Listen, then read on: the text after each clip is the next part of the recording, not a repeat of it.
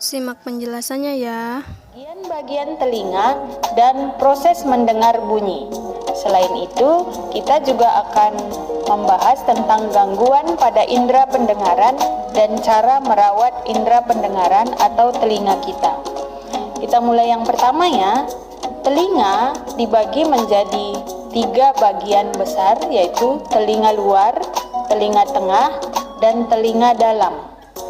Telinga luar terdiri dari yang pertama, daun telinga berfungsi menangkap getaran bunyi. Yang kedua, lubang telinga berfungsi meneruskan bunyi ke telinga tengah. Yang ketiga, liang telinga.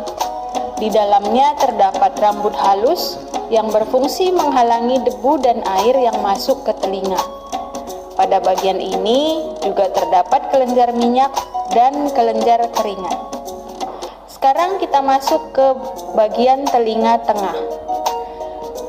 Bagian telinga tengah ini ada 2, yaitu yang pertama adalah gendang telinga.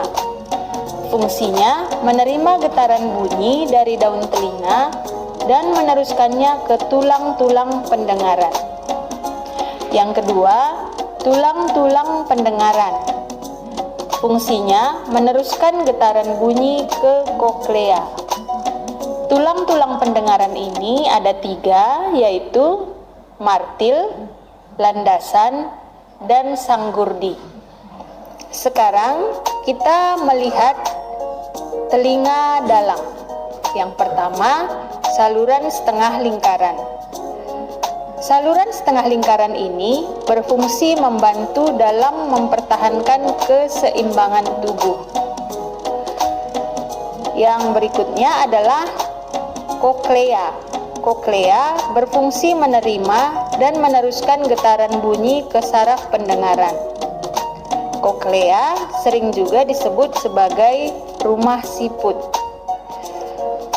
Yang berikutnya, saluran eustasius. Saluran ini berfungsi menghubungkan ruang telinga tengah dan faring.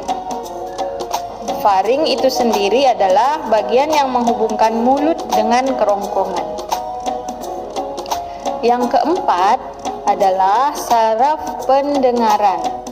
Saraf pendengaran berfungsi meneruskan rangsangan bunyi ke otak. Itu tadi bagian-bagian telinga. Sekarang kita masuk ke proses mendengar bunyi. Proses yang pertama adalah getaran dari sumber bunyi. Lalu gelombang bunyi ditangkap daun telinga.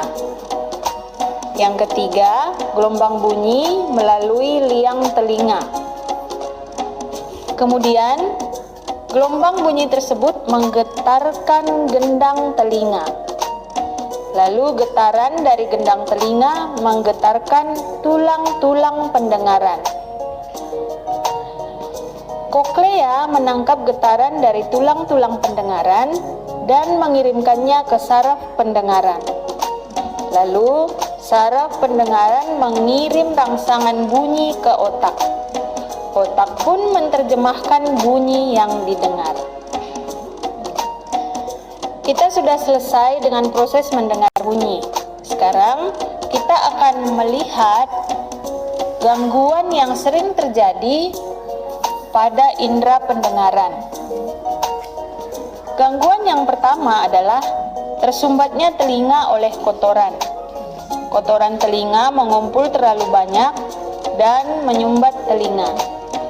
Yang kedua, vertigo. Vertigo ini adalah penyakit atau kondisi di mana telinga bagian dalam mengalami gangguan sehingga terasa pusing dan ruang di sekeliling penderita terasa berputar, sehingga pada kondisi seperti ini penderita merasa berputar dan melayang.